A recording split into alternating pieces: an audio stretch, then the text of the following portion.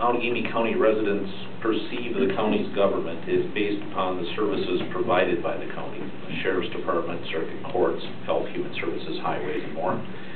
So I have a two-part question. In general, this is more of a critique, I guess. In general, how do you think the county's departments perform?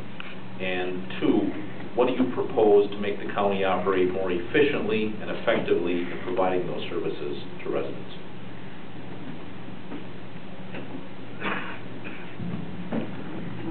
Well, I think much of the stress in terms of how we're able to provide these services, high-quality services at the lowest possible price, I think is revolving around the budget debate. So a lot of that pressure is external. I think it goes back to the point I made several times tonight, which is that right now we're at a critical point that we have to make sure that when this budget comes through, that Allegheny County, counties around the state get their fair share of funding. I believe that if this current legislation, the governor, passes a budget that's consistent with the principles and the values of the modern-day shared revenue system, and that interplay between local government and state government, we're going to continue to be one of the best counties in terms of providing great service at a low price.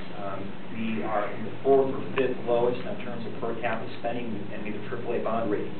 As far as the departments perform, I think this is going to give us a great opportunity to look at not just the interplay between the state, how it's going to affect the different performances, functions of the various departments, though, but it will allow us to continue to evaluate the delivery of those services. We continually ask ourselves the question how we can continue to do it more efficiently.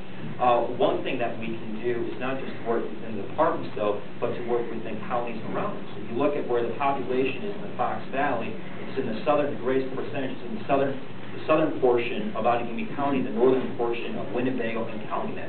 So that tells us there's incredible opportunities to consolidate services between those three counties. And also the City Council in Appleton, I believe we had a number of opportunities to work with the county as well, and I did that by saying that we need a 911 system for the entire county. Now we're coming to the point where we have to look at more regionalization and collaboration with other counties as well. But I have a more specific plan. I want to have to come forward with a plan to fund the $2.1 million. I'd like to share with you tonight my plan with you. I think we're overstaffed in some ways in management in this county. I think we can reduce county overtime by $150,000. I think we can reduce more management in this county and eliminate some department heads. And now it's merged the highway department with the county park department. We can also eliminate the county lobbyists, for example. We can rebid the county health insurance plan. We also can take benefits. I plan to also cut my salary and benefits to this county expense. Also, we can encourage more volunteer time off without pay. And county employees have done that in the past, and will continue. But they've taken a hit. This may not happen this next year because they've taken a hit because of the pension requirement to have to continue as is. And third, and then lastly, there will be some new construction credits that will make up the difference. $2.1 million needs to be seriously looked at. What are we going to do? We're going to continue services that we currently enjoy in this county. Thank you.